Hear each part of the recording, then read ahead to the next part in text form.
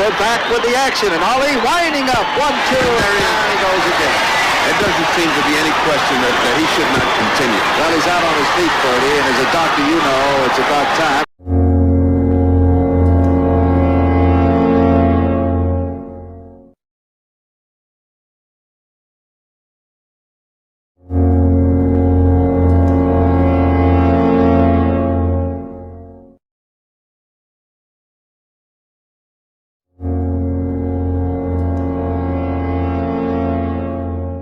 Olympic Hall in Munich, Germany. And the challenger for the heavyweight championship of the world, Richard Dunn, the Britisher, right there, weighing in at 206.5 pounds. And, of course, the champion of the world, defending his title for the 16th time, the great Muhammad Ali. Getting ready for the introductions here that'll take place in this foreign country. Ali taking his title wherever they want to challenge him. Bertie Pacheco. Yes, it's wherever and at any time. We traveled the world with the Muhammad Ali circus and ended up in Asia and Africa and at this point, Munich, Germany. Dunn presents somewhat of an obstacle in that he was a tough paratrooper type, and you know he was going to jump out with everything he had at the first round. Well, Muhammad Ali coming in 10 pounds lighter, as I said, at 220, off of that very bad showing against Jimmy Young, which he barely won in 15 rounds his last time out in Landover, Maryland. Dunn up on his toes, loosening up. There is the referee, Herbert Towser, and we are about set to go in Munich, Germany for the heavyweight championship of the world. Can that man right there take it away from that man right there, the champion Muhammad Ali? The bell has sounded for round 1, and out comes the champion, and right away we have lots of action, Dr. Bertie Pacheco. As Richard Dunn is that type of fighter that's going to pressure you. Right off the bat, he came off with a punch that Ali countered beautifully with his right hand. Now, Ali is back into motion, which is what he figures will confuse Dunn. Dunn is plodding into his attack. He's not a beautiful-looking fighter, I would say, Bob. He's sort of a what you charitably call a stinking left-hander. Well, one thing about this southpaw, the Britisher Dunn, is that Ali has had a problem the last time he met Karl Mildenberger, the German, when Ali said going into that fight, as I recall, that he would have problems. Now, let's see if he's going to have any problem. Thus far, he's moving not only to his right, but to his left and back and forth, up on his toes, still with the jab, but perhaps slugging it. I'm a little bit surprised he's really going to his opponent early here, Bertie. Well, the great thing about Ali, is, as you will see, is that he goes both ways. He goes to the left, he goes to the right. He confuses and befuddles people. Dunn's fight is to pressure him here at the very beginning, but it's hard to pressure Ali. He's so tall, and he moves so fluidly and so well. He goes both ways, confuses the fighter. That was sort of an awkward move on Ali's part. Dunn's awkwardness at the beginning here is a little confusing to Ali.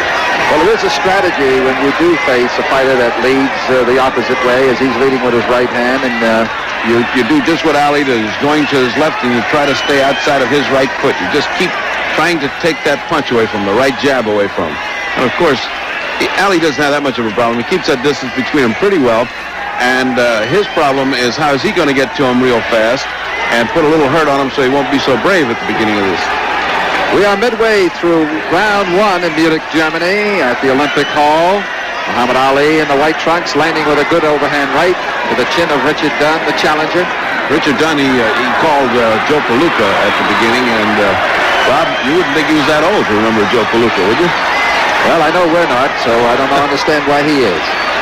Less than coming up on the 32nd mark now of round 1. Plenty of action here early in this fight coming from Munich. It is scheduled, remember, for 15. There are not many who think it'll go that far.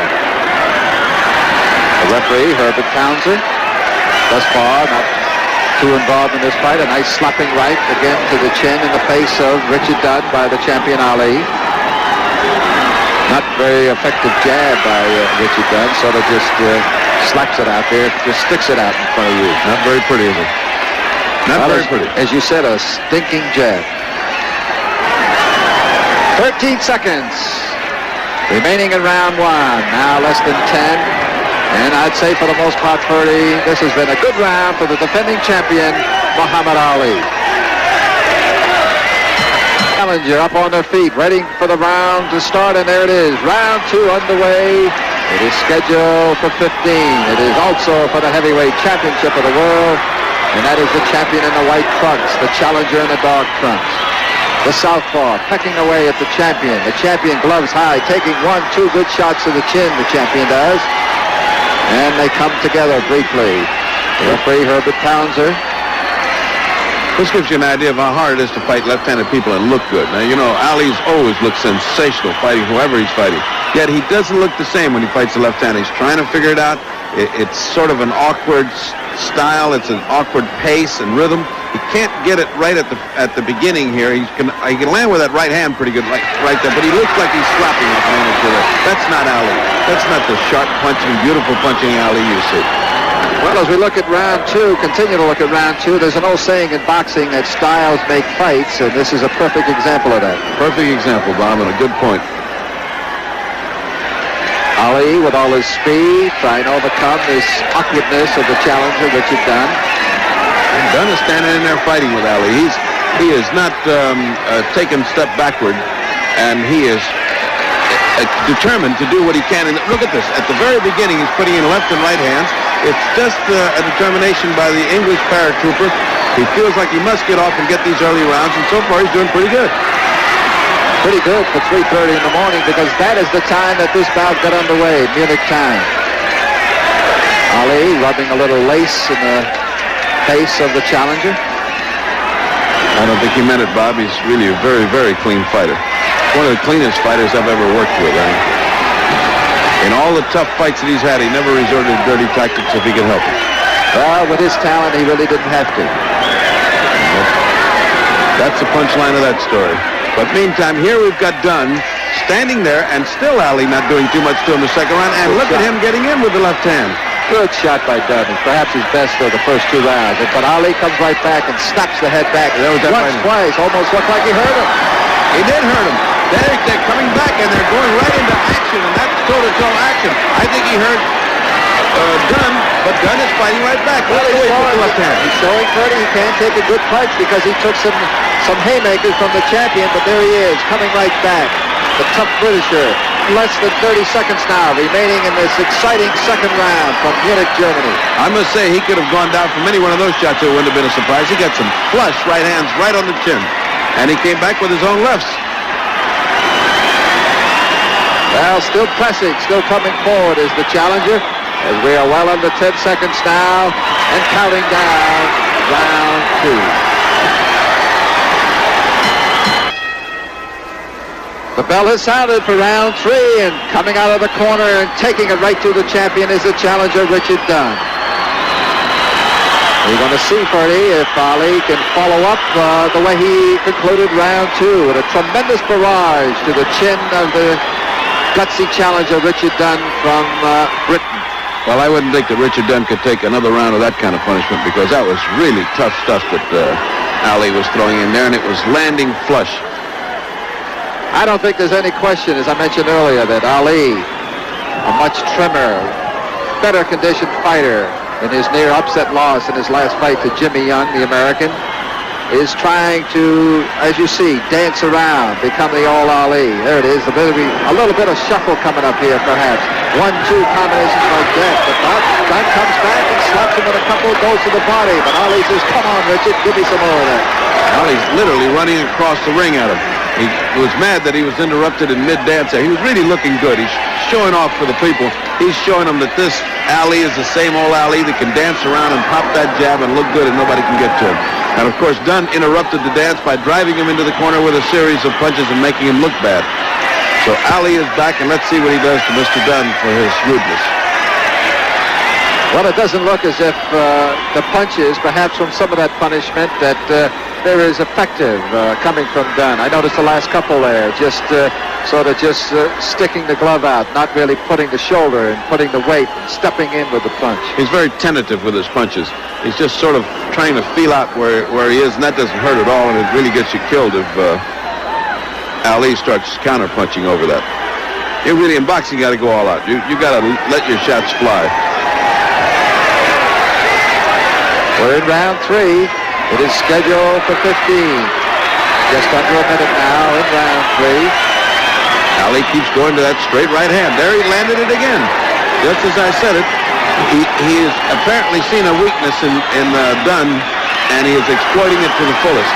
The last round, he almost knocked him out with that right hand. And there's Dunn in a nice exchange, driving Ali back into the ropes. Doesn't seem to bother him. He seemed to. He'll snap out that right hand for 2 or 3 times and then jump in with the left.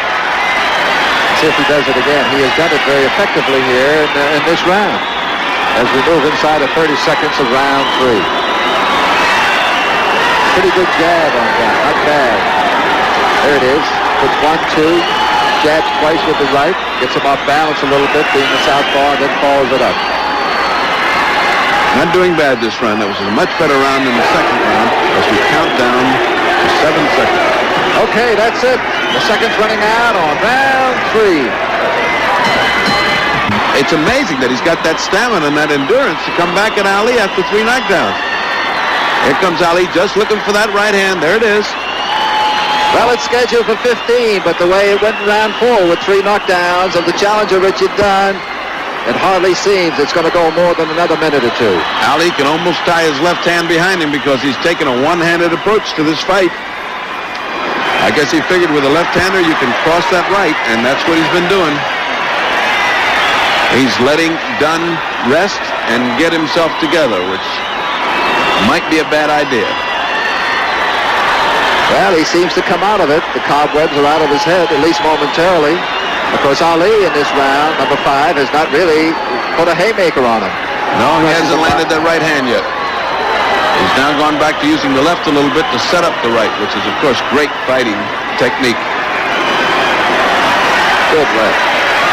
Nothing works without the left hand first, as all great boxing trainers will tell you.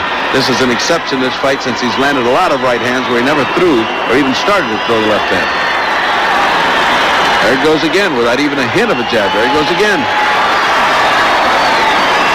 Well, obviously those punches by Dunn don't have too much behind them because Ali is sort of just letting him, hitting them almost at will, and just that he's throwing them is good enough. Just that he's standing right there in front of him throwing them. That seemed to short-circuit a few circuits that time. Well, some thought that Dunn didn't deserve to get in this ring with this great champion, but I would say he's proved that with honor, beyond doubt. He's fought with honor. There's no question about it. You can't ask a fighter to fight harder than this. Admittedly, they're a different class of fighter.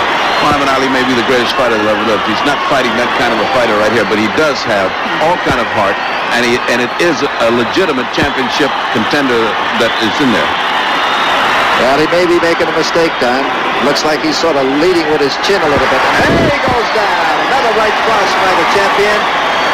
And for the 4th time in this fight, as the referee mentions to Ali to go to a neutral corner, Ali seems to care less. Dunn is up at about the count of 8. And we're back with the action. And Ali winding up. 1, 2, and there he goes again. It doesn't seem to be any question that he should not continue. Well, he's out on his feet, Bertie, and as a doctor, you know it's about time. And look at Ali. Look at Ali's windmilling style. That's it. The referee, Herbert Townsend, is stopping it here in the 5th round. Still the heavyweight champion of the world, successfully defending for the 16th time. Muhammad Ali being greeted by his well wishes and back into his corner. Well, one thing significant about this successful defense for that man, the champion Muhammad Ali, he's come back from a poor showing against Jimmy Young. That he barely won in 15 rounds, and he once again showed the Ali of old. Very effective jabbing, moving, tremendous right hand punches to the jaw of that man right there, Richard Dunn. But no doubt about it, from about the 3rd round on, that this was going to be Ali's fight, and he was going to remain as the heavyweight champion of the world. Muhammad Ali winning it in the 5th round.